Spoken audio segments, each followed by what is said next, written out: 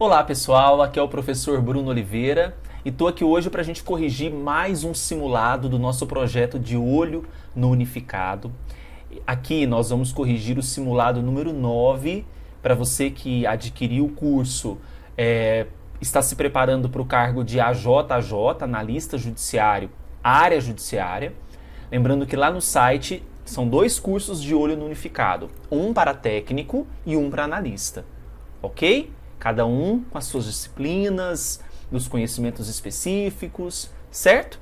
Você que está aqui assistindo no YouTube vai pegar só um pedaço da correção. Se quiser a parte completa, é simples, é só ir lá no site eleitoralcombruno.com.br, ok? Nós vamos então começar a correção, seguindo a mesma pegada das outras correções, começando com direito constitucional. Hoje o conteúdo exigido em direito constitucional, administração pública. Bora para a primeira questão, colocar aqui para vocês, maximizar o slide. Questão número 1, banca. Essa questão foi cobrada na banca AOC, pela banca AOCP.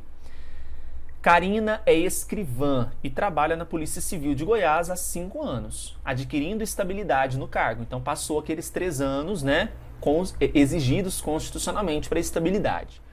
Com base na Constituição de 88, no que concerne aos servidores públicos, nós temos que marcar aqui a alternativa correta. Letra A. Karina poderá perder o cargo em caso de sentença judicial, ainda que não transitada em julgado, desde que a condenação se refira à improbidade administrativa. A letra A está falsa. Vou usar aqui o azulzinho. Por quê? Se for uma sentença judicial, há outros modos para perder o cargo, mas se for uma sentença judicial, exige o trânsito em julgado. Então, letra A incorreta. B. Karina não pode perder o cargo em razão de processo administrativo, ainda que assegurada ampla defesa em razão do princípio da estabilidade. O próprio texto constitucional possibilita diversas maneiras de perda do cargo. Sentença judicial, transitada em julgado, processo administrativo assegurando contraditória e ampla defesa, Então, quando ela fala a letra B que não pode perder o cargo em razão de um processo administrativo, comete uma falha gigantesca. Letra C, se houver sua demissão, Karina poderá invalidar a decisão por meio de uma sentença judicial, ocorrendo a sua reversão ao cargo anteriormente ocupado. Reversão, esse V é de velhinho, é o retorno em virtude de um cancelamento, de uma invalidação da aposentadoria.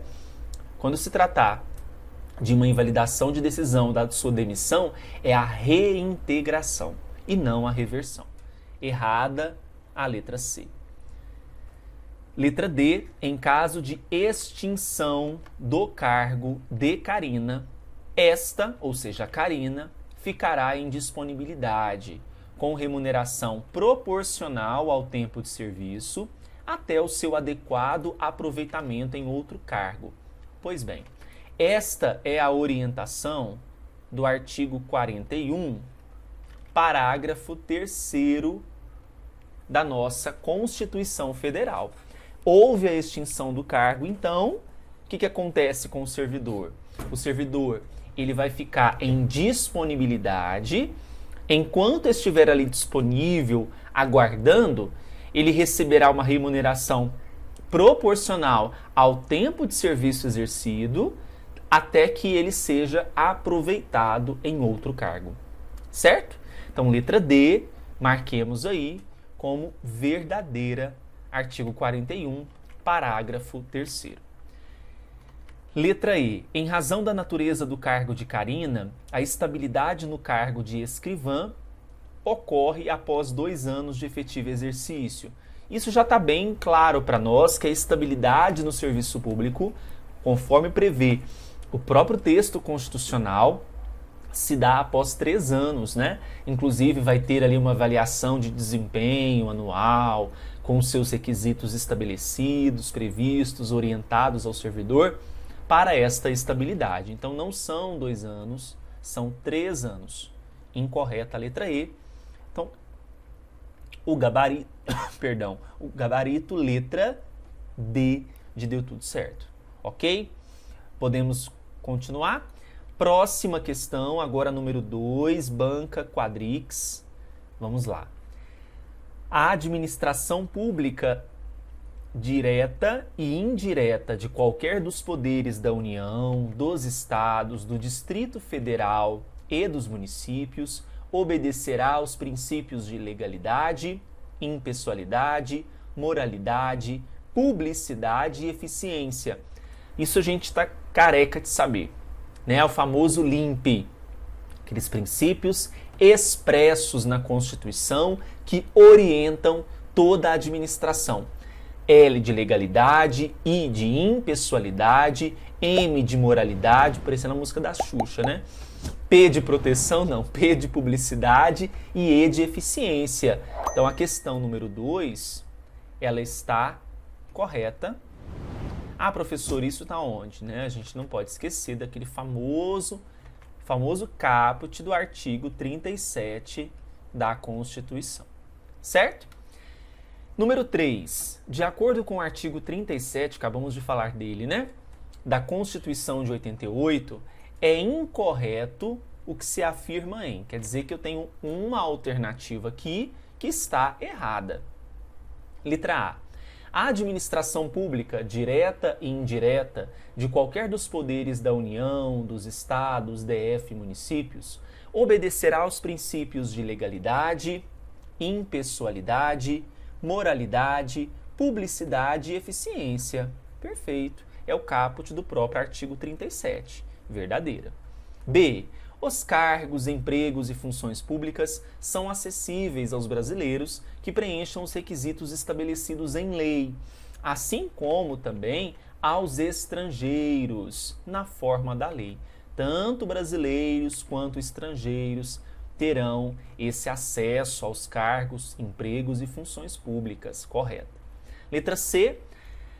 A lei estabelecerá os casos de contratação por tempo determinado para atender à necessidade temporária de excepcional interesse público. Perfeito. Então, quando eu falo de uma necessidade temporária de excepcional interesse público, o contrato é por tempo determinado. Por exemplo, os agentes das zoonoses, né? No combate ao ao mosquito da dengue. Essa contratação ela é temporária, em eventual, excepcional interesse público. Letra D. Não se reservará percentual dos cargos e empregos públicos na esfera federal para as pessoas portadoras de deficiência. Inclusive, esse termo não é mais utilizado. A gente fala agora de pessoas com deficiência e não mais pessoas portadoras de deficiência. E há sim um percentual destinado. No artigo 37, inciso 7º, ele não traz esse percentual, ele fala que a lei vai reservar esse percentual, mas a gente já sabe que o mínimo, se vocês quiserem anotar, o mínimo de 5% e o máximo de 20%. Mínimo de 5% e o máximo de 20%. Ok? Então, letra D está errada. Está falando que não vai reservar, mas pelo contrário, reservará sim, é o artigo 37, inciso 7. Letra E.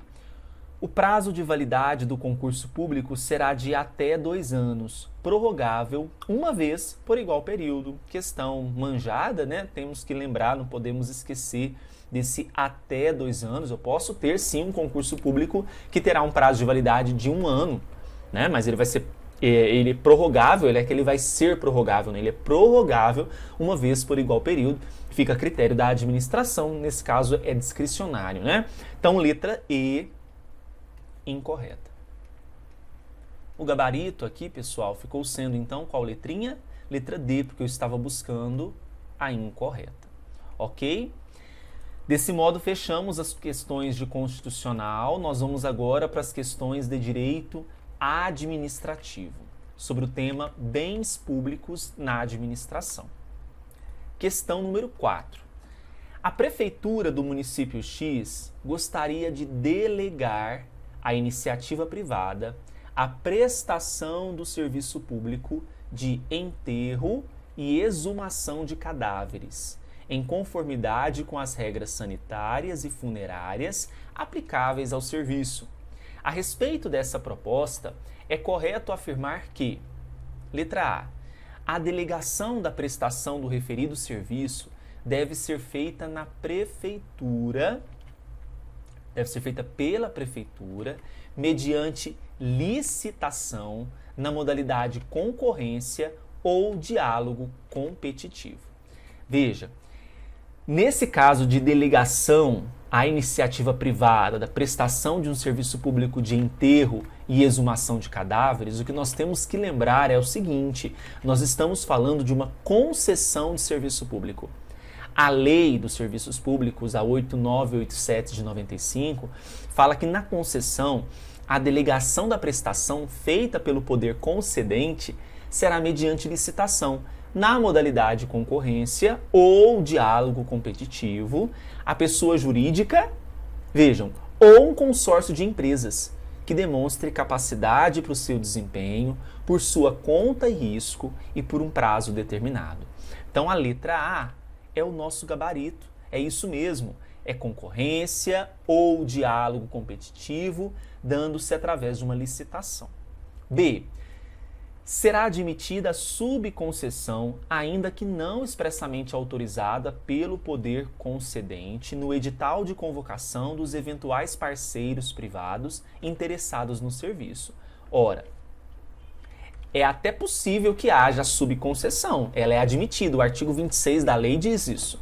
Porém, tem que estar expressamente autorizada pelo poder concedente, ok? Então, letra B, falsa, porque depende desta autorização. Letra C. A delegação afasta eventual responsabilidade extracontratual da prefeitura por vícios na prestação do serviço pelo parceiro privado, mesmo em caso de falha na fiscalização. Gente, muita atenção aqui. A empresa líder do consórcio, ela é responsável sim perante o poder concedente pelo cumprimento do contrato de concessão, tá? Sem prejuízo da responsabilidade solidária das demais consorciadas, ok? Então, letra D, letra C está incorreta. Letra D, a delegação da prestação do serviço deverá ocorrer mediante permissão ou autorização ao eventual interessado, sempre por prazo determinado. Cuidado, quando eu falo de permissão ou autorização, a permissão é por prazo determinado e a autorização é que é por prazo indeterminado. Não confunda isso, tá bom? Letra E, a proposta é inconstitucional em razão da indelegabilidade dos serviços públicos funerários, os quais deverão ser prestados pela administração pública direta ou indireta. Errado, a gente já respondeu aqui com a letra A, né, gente? A gente descobriu que não há qualquer problema nessa delegação. Então, falsa, letra E, gabarito, letrinha A. Tá bom? Questão número 5.